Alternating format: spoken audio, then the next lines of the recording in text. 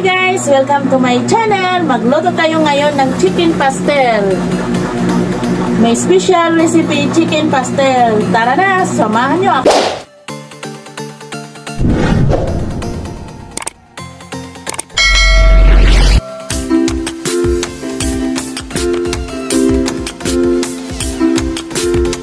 Ito na guys, ilaga na natin ang manok. Lagyan natin ng pamparikado. Pampalasa pala guys. Asin, bay leaves, paminta. Ayun ang kanyang pampalasa. Kasi kailangan talaga natin yan, pampalasa guys. Pagkatapos, ayan, hinimay-himay na namin yan dalawa ni Kuya Diim. Kaming dalawa nagtutulungan yan. Kasi mahirap yan himay-himayin. Matagal-tagal talaga ang proseso. O, diba?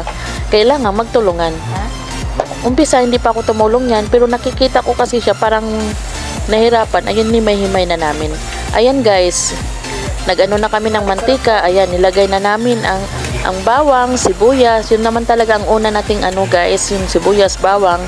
Talagang pinakauna sa procedure natin sa ating pagluluto. Kailangan mikos-mikos lang yan. Ayan, alam nyo na, lagi mikos-mikos yan. Pagkatapos magmikos-mikos niyan, mamaya-maya, ilagay na natin yung ating main recipe. Ayan, yung chicken breast yan guys. Kaso lang, may kasamang liig kasi, kaya ayun, sinama na namin. Hindi naman mahimay-himay yung liig. At sayang naman din kasi, ayan. Nilagay ko na yung chicken breast na hinimay-himay namin kanina ni Kuya Diim. Ayan. Ayan na guys, alam nyo na. Tulad ng sinasabi ko, palagi kong sinasabi, mikos-mikos. Ayan guys, kailangan lang natin, palutuin talaga yung yung chicken. Pagkatapos, lagyan natin yan ng pampalasa, mamaya-maya konti. Kailangan mo nang paiga-igain muna natin. Ayan, nilagyan na ng magic syrup. Una talagang nilalagay yung magic syrup. Not sponsored yan guys ha.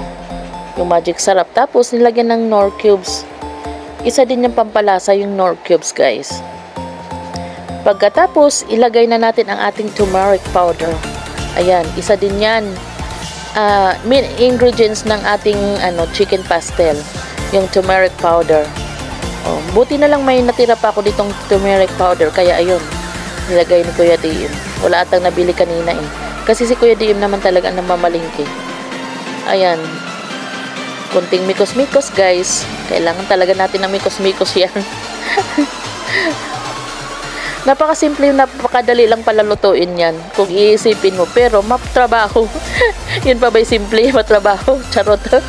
Hindi, natatrabahoan ka lang gawa ng yung pag sa chicken, sa manok.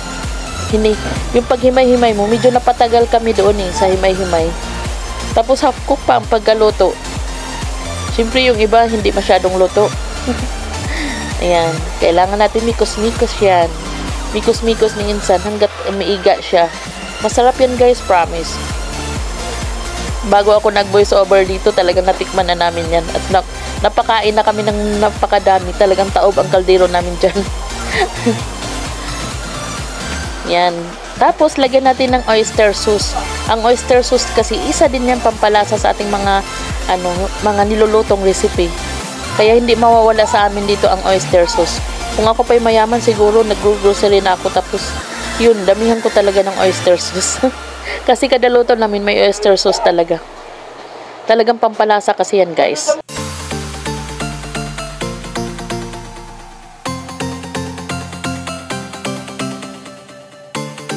Yan, guys, diba? Medyo naiga-iga na, medyo na.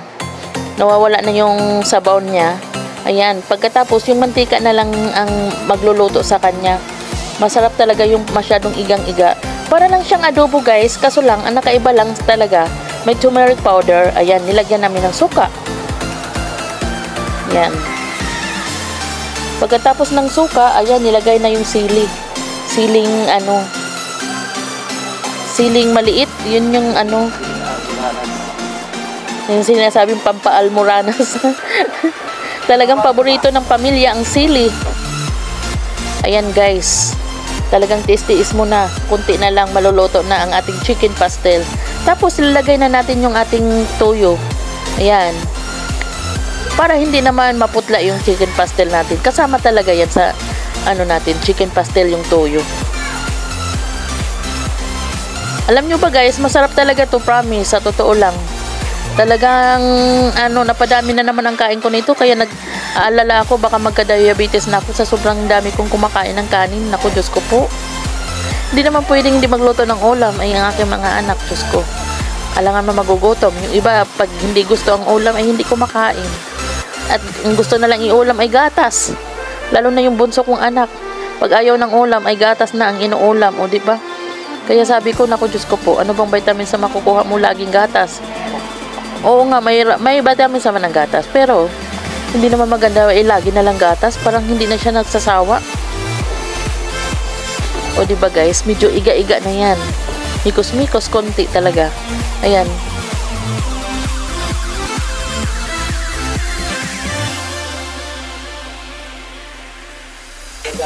Ayan guys, medyo na siya, natutuyo na siya, may iga-iga na. Oh, paluto na yan guys, kaya kunting tiis na lang, maluluto na yan. Ayan, kainan na. Guys, nilalagyan pala namin yan ng asukal. Kailangan lagyan natin ng asukal para yung balance niya, lasa. Kasi syempre maala, tapos kailangan din may asukal para masarap. Para siyang maalat na matamis. Wow, sarap talaga guys, sa totoo lang. Ayan guys, kailangan kunting mikos-mikos. Ayan, luto na yan guys. Kaya tara na, kainan na. Hanggang dito na lang, maraming salamat. Huwag niyong kalimutan mag-like, mag-share at i-comment at mag-subscribe na rin.